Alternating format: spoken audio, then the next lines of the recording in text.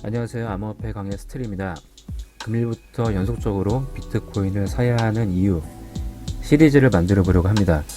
참고로 알트보다 비트코인이 낫다는 의미이지 지금 당장 사라는 뜻은 아니며 시리즈 마지막에는 매수의 적절성 등도 말해보고자 합니다. 우선 첫 번째는 오디너스 프로토콜입니다. 올해 암호화폐계의 최대 이슈는 단연코 비트코인 기반 프로젝트인 것 같습니다. 그 중에 스타트를 끄는 오디너스 프로토콜이 있는데요. 오디너스에 대해서 너무 깊게는 알 필요는 없을 것 같아서 어떤 기능이 있는지 간단하게 알아보도록 하겠습니다. 우선 오디너스를 이해하기 위해서는 비트코인의 업데이트 과정을 모두 한번 들여다볼 필요가 있습니다. 2017년 비트코인의 트랜잭션이 기하급수적으로 치고 올라가면서 이를 이제 개선하기 위해서 비트코인 개발자들끼리 논쟁이 붙었습니다. 이를 해결하기 위해서 이제 세그윗이라고 하는 업데이트를 진행하자는 이제 현재 이제 뭐 비트코인 진영 내 비트코인의 블록 사이즈를 크게 늘려가지고 채굴할 때 돈을 또 많이 벌 수 있는 그런 것을 우선시했던 우지한 진영이 있었습니다. 우지한 진영에는 자칭 사토시 나카모토인 크레이그 라이트도 있었습니다. 아무튼 이 두 개의 진영들이 서로 이제 의견을 좁히지 못하고 이렇게 다투다가 나중에는 이 두 진영이 떨어져 나가서 새로 비트코인을 기반으로 포크한 암호화폐가 비트코인 캐시가 되고 또 그 이후에 이 둘이 또 싸워가지고 크레이그 라이트가 비트코인 사토시 비전이라는 것을 만들게 됩니다.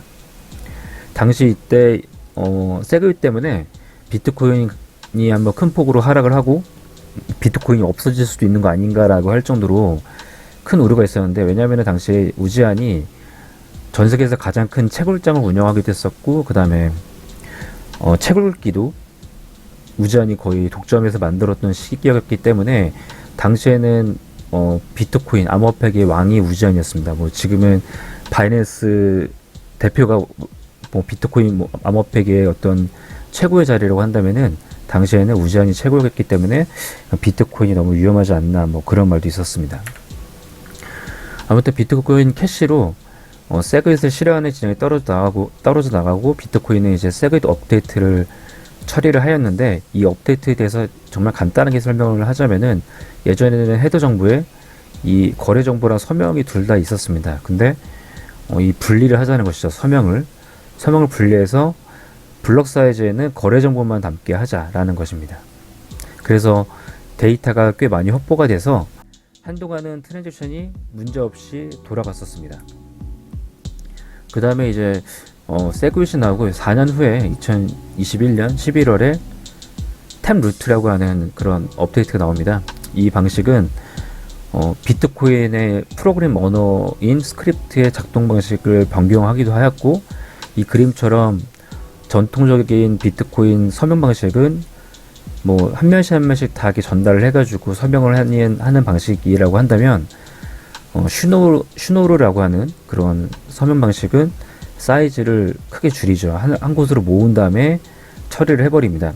그래서 서명 사이즈도 줄이고 효율성이 크게 높아지는 것이죠.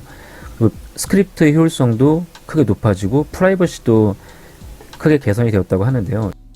탭루트로 인해서 스크립트와 서명 사이즈 축소와 효율성을 강화시키고 새로운 기능이 구현돼서 비트코인 기반 스마트 컨트랙트 등을 구현할 가능성을 열었다고 평가받고 있습니다만, 오디너스 이전에는 올 초에는 1.536% 정도만 사용하는 아주 미비한 수준의 그런 업데이트였습니다. 사실은 제가 이제 작년에 포스팅만 해놓고 올리진 않았더라고요. 그래서 왜 안 올렸지 생각해봤는데 영상을 찍어놨었는데 올리지 않았었는데, 그게 바로 스택스라는 코인이 있습니다. 스택스라는 코인은 비트코인을 이더리움처럼 만들어주는 그런 어떤 사이드 체인인데요. 이더리움을 서포트해주는 수많은 체인들도 많이 있지만은 비트코인을 이더리움처럼 만들어주겠다라고 하는 것에서 저는 좀 약간 스택스의 어떤 무궁한 가능성을 느꼈었는데요. 이 스택스의 개발자 중에 한 명이 아이디어를 얻게 됩니다. 스택스 개발자인 케이시 로더머라고 하는 이 사람은 이더리움이나 솔라나에서 만들어진 수많은 NFT 프로젝트를 보면서 영감을 얻게 되었고, NFT 발행 기술이 비트코인에 있으면 좋지 않을까라는 생각을 가지게 되었습니다. 로다마는 곧장 실행에 옮기게 되는데요. 현재 비트코인은 세그윗과 템루트 업그레이드로 인해서 NFT를 사실상 구현할 수 있기 때문이었습니다. 우선 비트코인의 최소 단위인 사토시는 1비트코인에 약 1비트코인에 1억 개의 사토시가 담겨져 있습니다. 그러니까 담겨져 있다기보다는 1억 개 사토시가 1비트코인인데 이 사토시 하나하나에다가 가치를 부여하는 작업이 바로 오디너스 프로토콜입니다. 근데 이제 오디너스의 뜻은 무엇이냐? 사토시에다 가치를 부여하기 전에 정렬을 한번 합니다. 이때 정렬할 때 사토시에 순서대로 번호가 매겨지게 되는데 이를 오디너스라고 해서 오디너스 프로토콜이라고 부르게 되었습니다.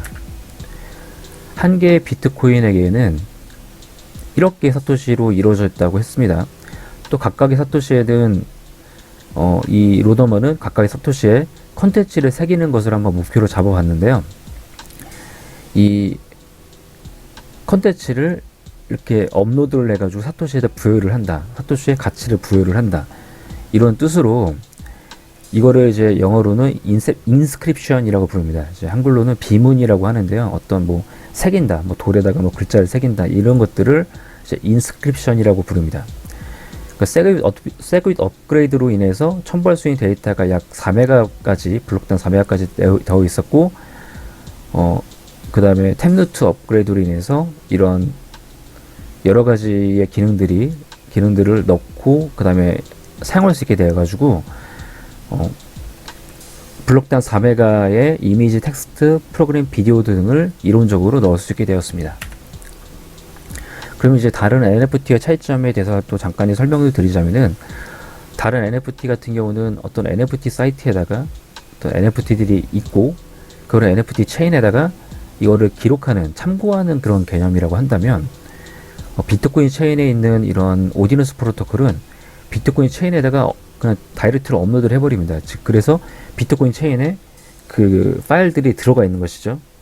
그래서 차이점은 비트코인 체인에 담겨져 있기 때문에 더 강력하다. 근데 NFT 체인은 뭐 NFT 사이트라든지 이런 것들이 어떻게 보면은 문제가 발생하면은 그 체인들도 문제가 뭐 참고를 할 수 없을 수도 있잖아요. 그래서 뭐 그런 여러의 차이점이 있는 것 같습니다. 그래서 사실상 보면은 비트코인 체인이 더 강력하지만 사실 여기서는 사이즈가 좀 작기 때문에 블록 하나당 4메가라서 우리가 생각하는 어떤 큰 동영상 같은 것들은 절대 할 수 없을 테고, 정말 간단한 이미지라든지 어떤 프로그램 코드라든지 이런 것들을 할 수 있을 것 같습니다. 일단은 비트코인에 이런 것들이 가능하게 만들었다라고 하는 것에서 오디너스 프로토콜은 그 위대함이 있는 것이고요. 이 이후에 BRC-20이라고 하는 것이 생겨났는데, 오디너스 때문에 이제 어떻게 보면 생겨났다 볼 수 있는데, BRC-20으로 인해서 비트코인이 발전이 좀 촉발하게 됩니다. 오디너스 프로토콜을 시작으로 비트코인의 우수성에 대해서 연속으로 영상을 올릴 것이니 저랑 같이 내년에 있을 반감기를 대비하셨으면 합니다. 다음 영상은 BRC-20에 대해서 올리도록 하겠습니다. 이상 암호화폐 강의의 스틸이었습니다. 구독과 좋아요는 영상을 만드는 데 큰 힘이 됩니다. 감사합니다.